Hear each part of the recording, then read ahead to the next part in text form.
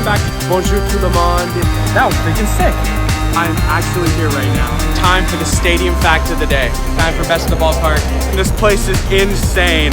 It's a final here from the Target Center. I'm checking off a bucket list one stadium at a time. Hey guys, welcome back to Garrett Stadium Travel. This is Stadium Vlog number 30. Right now, I'm in Houston, Texas, and tonight I'm going to watch the Houston Rockets take on the Detroit Pistons at Toyota Center. The Pistons recently broke an NBA record 28-game losing streak. They won a couple of nights ago against the Raptors, and they're looking to get just their fourth win of the season. It's January. Anyway, I'm excited to check out this game. It's my final day here in Texas this time around, so I'm going to explore some of downtown Houston and then head off to the game. Let's go.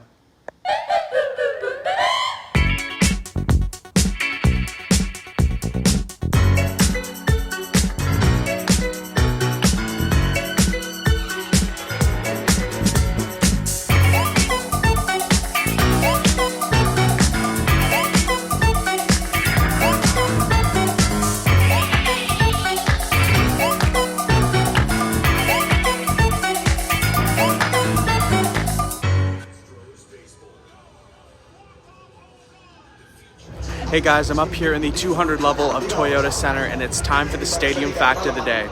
The stadium fact of the day today is all about elevation. The playing surface here at Toyota Center is sunk 32 feet below street level here in Houston. The whole idea behind doing this was so that fans didn't have to walk up a bunch of stairs or down a bunch of stairs to get to their seats. This design also allows the upper concourse to be situated behind the last row of the arena seating, creating a natural standing room area for fans. I'm going to explore this place a bit more, grab some food, and then hopefully enjoy a great game. Let's go.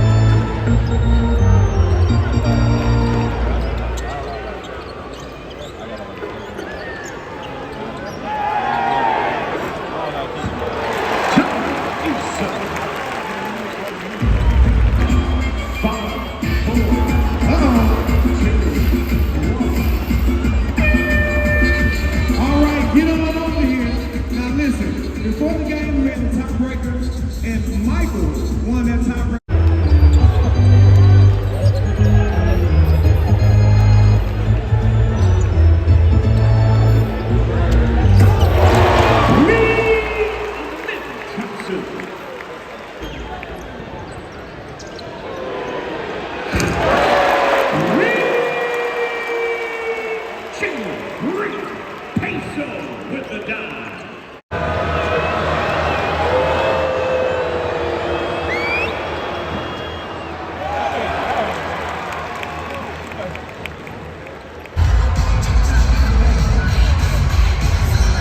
You gotta give them a Mitchell.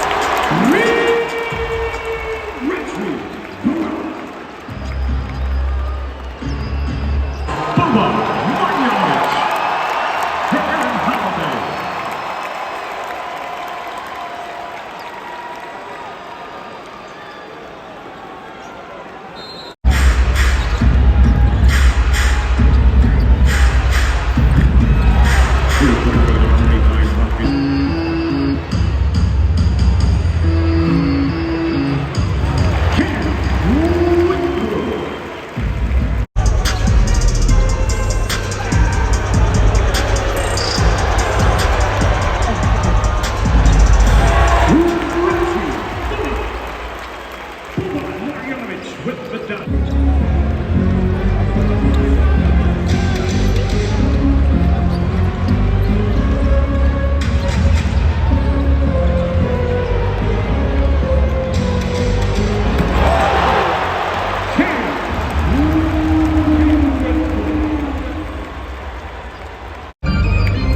Two minutes.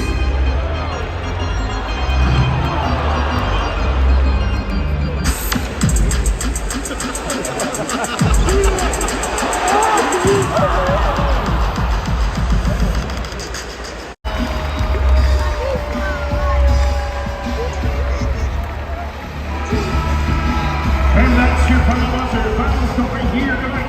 1 million birds. Last time on a college remix. Now I'm on the original version. It's a final here from Toyota Center. The Rockets took it 136 to 113. Pretty good game. I mean, it wasn't really in doubt throughout the entire time, but good game nonetheless. There were some cool plays. Boban Marjanovic, he is a fan favorite, which is kind of crazy, but it was cool whenever he got the ball. The fans started yelling and screaming, so that was kind of good in a boring game. So I'm going to head back to the hotel and then tell you guys what I saw. Peace out for now.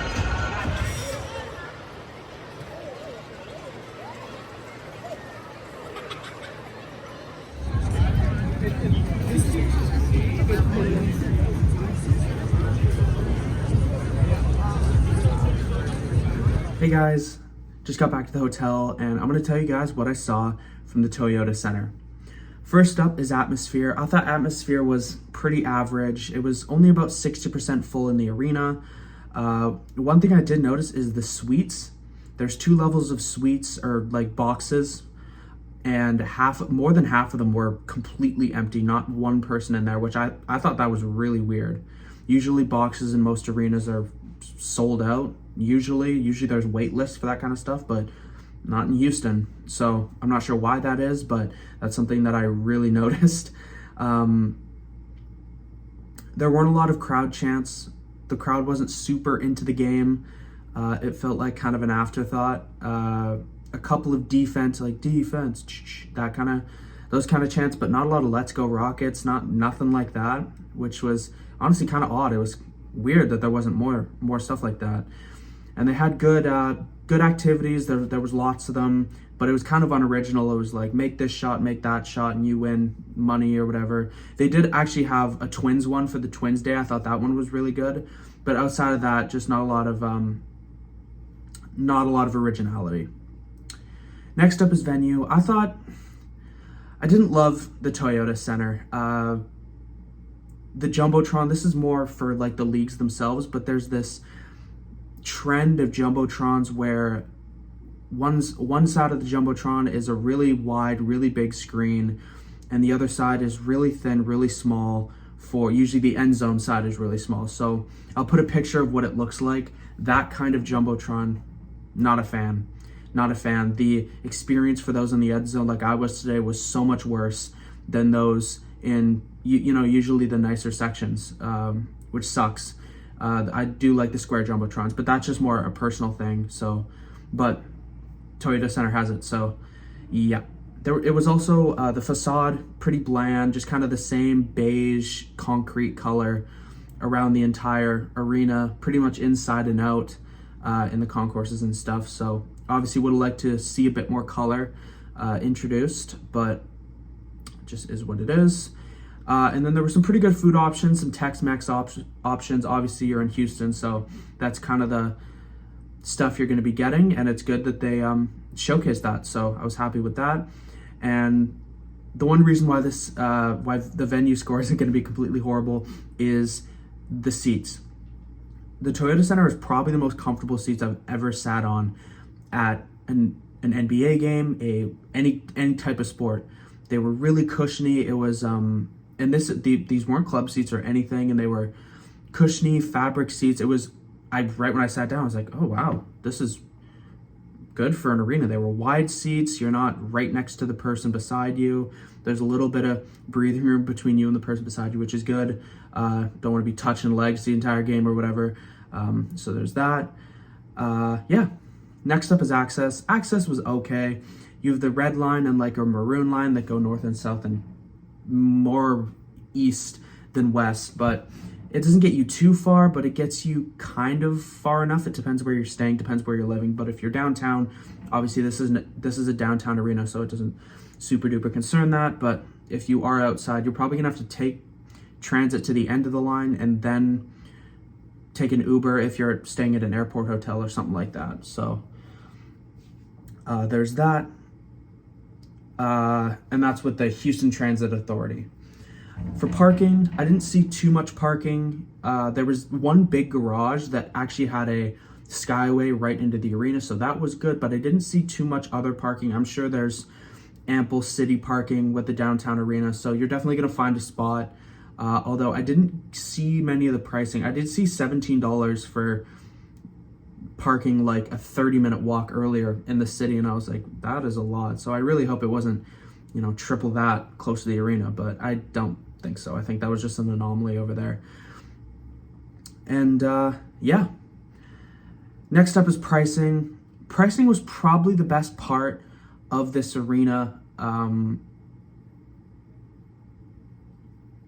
which isn't saying much, but there you go. There were cheap tickets to this game. You could have got. I got in the lower bowl for $60 some, which is good. And they do a lot of giveaways, a lot of theme nights. Like tonight was a Twins bobblehead night with a player on the Pistons and a player on the Rockets.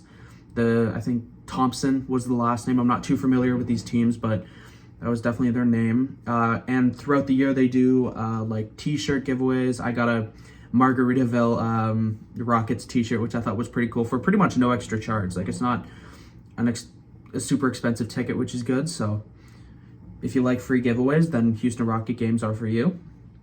But a lot of that is probably to lure people to come into their games because the Rockets haven't been a good team for the past few years. And while they are an exciting team this year, they want to get people in the seats and experience the good team so people come back. So that's why they're doing that. And then the food, pretty average pricing.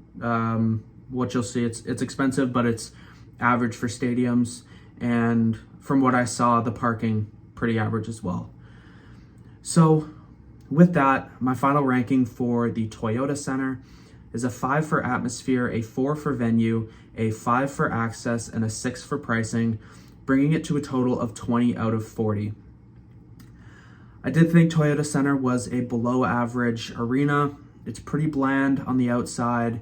It's pretty bland on the inside, outside of a couple things that they got, like the jersey wall that I showed, which I thought was actually really cool. But yeah, this doesn't have to be on any NBA arena must-see arena list. There are definitely ones that you can go to before you go to the Toyota Center. But if you're in Houston and the Rockets are playing or the Rockets have a really good team, then you can definitely catch a game.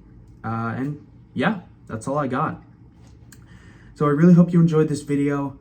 If you like this kind of content, sports content, stadium content, I'm traveling around North America, going to every pro major sports team, a game for them at their home stadium. So follow along for the journey.